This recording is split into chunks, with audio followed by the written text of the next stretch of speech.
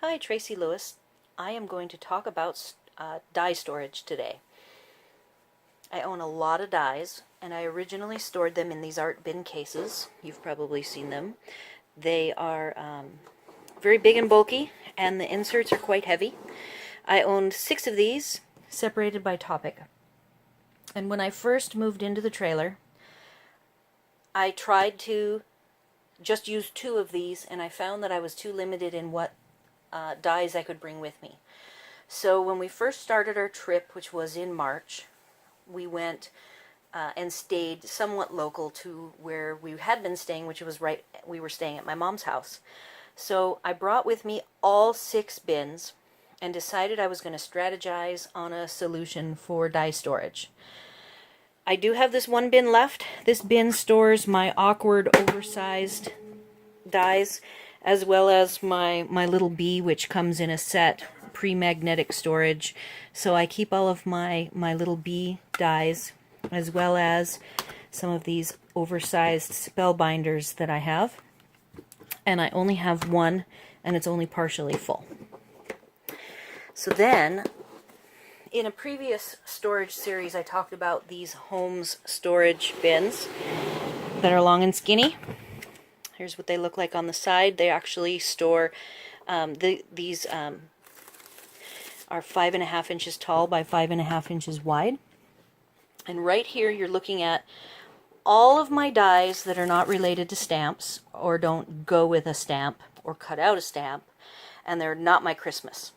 So I have separated them, and my strategy was I had gotten from work hundreds of file folders. And I took the file folders and I cut them down to 5.5 by 5 inch square, and I made them double thick. So this is actually too thick, and I taped them together using my ATG tape. Then for each stamp set, I would evaluate it for the content of the die, and I would cut the magnets that I bought. Were sheets of magnets that cover heating vents. I bought them on Amazon, but you can also go to Home Depot, and they're pretty cheap. You get like three sheets, 8 by 15 for $7.50. So they're pretty inexpensive, and they're very easy to cut. So here I've cut, and the reason why I cut rather than do a solid sheet is that I've got a weight limit. I'm trying to restrict the weight, and this box is actually very, very heavy. So when I started this, I realized that I still had some, when you have 2 sheets, I still had some magnification going on between the 2 layers, and so I've separated each layer with an envelope. These envelopes I got for free.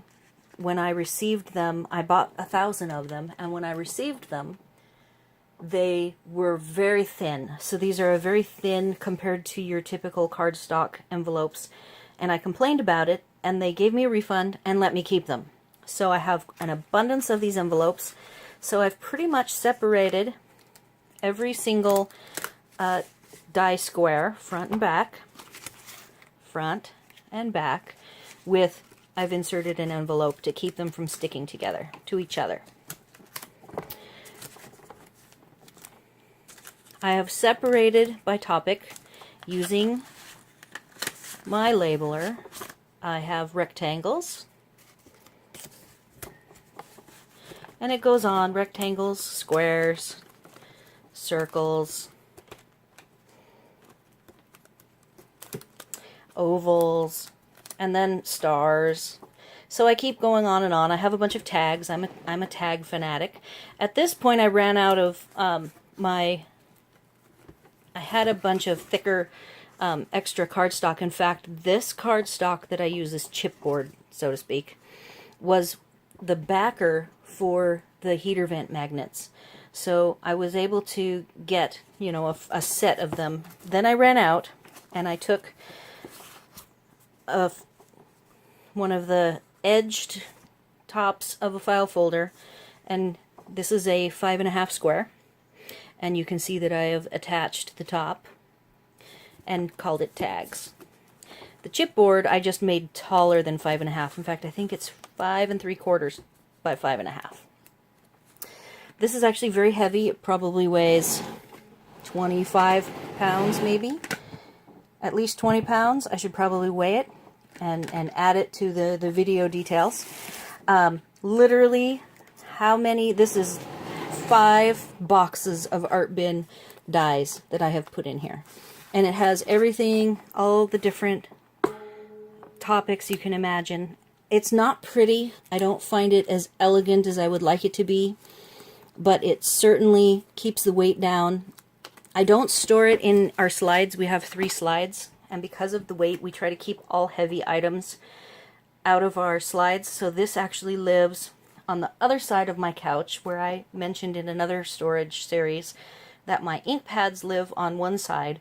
This lives on the other side of our couch, which has a very skinny storage space, and this fits perfectly. And though it's not perfect, it allowed me to bring all of my dies with me, which I really felt that I needed to have with me to be creative. Hopefully this will be informative for you. You could probably take some of my pieces of ideas and make it more pretty and formal, but for what my needs are while I'm traveling, this is perfect. And hopefully it will help you. Thanks for watching.